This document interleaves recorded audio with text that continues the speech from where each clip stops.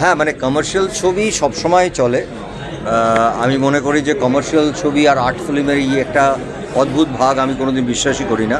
কারণ আমার কাছে সবসময় মনে হয়েছে Pather Panchali is the biggest commercial film. আগেও আমি বহুবার বলার চেষ্টা করেছি এবং কিছুদিন আগেও পৃথিবীর শ্রেষ্ঠ 10টা ছবি যেটা অল টাইম বিগ হিট, তার মধ্যে এখনও পথের পাঁচালী। কিন্তু যে কমার্শিয়াল ছবিটাকে আমরা সো কল বলি, সেই সময়টা অফকোর্স আমরা দেখছি যে প্যান্ডেমিকের পরে ফিরেছে। এবং আমার এখানে আসার আজকে এই প্রিমিয়ারে অঙ্কুশের জন্য not only as an actor, ও একটা বড় স্টেপ নিয়েছে এবং এদের এখন এই সময়টা এই স্টেপগুলো নেওয়া দরকার।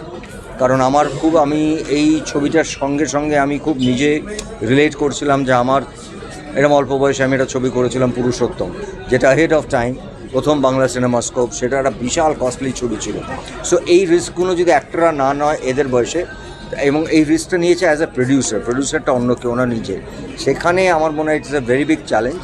আমার আন্তরিক শুভেচ্ছা ওর সঙ্গে সবসময় থাকে, আজও আছে। এবং it's a very good thing যে আমাদের এমনি সিঙ্গল স্ক্রিন কমে গেছে, কিন্তু যদি সিঙ্গল স্ক্রিনে দর্শক আবার ফিরে আসেন তাহলে আবার ভরসা করে সিঙ্গল স্ক্রিনগুলো খুলবে বা সেইগুলোকে আবার ঠিকঠাক করা হবে, আবার দর্শক ঢুকবেন। কারণ সিঙ্গল স্ক্রিন না চললে যে কোনো ছবি, সিঙ্গল স্ক্রিনগুলোতে ব্যবসা না করলে যে বড় ভলিউমটা আমরা দেখতে পেতাম আগে, সেইটা হওয়া খুব মুশকিল। মানে প্লেক্স তো আছেই, প্লেক্সের সঙ্গে সঙ্গে, কারণ প্লেক্সের গ্রোথটা অনেক কম, সিঙ্গল স্ক্রিন প্রায় 100-150 হলে রিলিজ করতে হবে, সেই জায়গাটা আবার ফিরে আসা খুব দরকার। Thank you.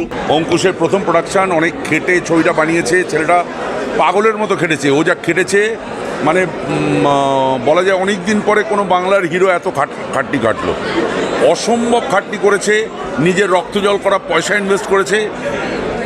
আমরা চাই মানে ক্যান্টার হিট হোক ছবিটা, ঠিক আছে। আর মেন স্ট্রিম বাংলা ছবি ফিরছে, মেন স্ট্রিম বাংলা ছবি ছাড়া উপায় নেই। বাঙালি নেবে না, সোজা হিসাব, যতই প্যানপ্যানানি করো, যতই আর্ট ফিল্ম করো, নেবে না। মেন স্ট্রিমে ফিরতে হবে, মেন স্ট্রিম জিন্দাবাদ। আবার বাংলা ছবির স্বর্ণযুগ আসছে মির্জার হাত ধরে। Thank you.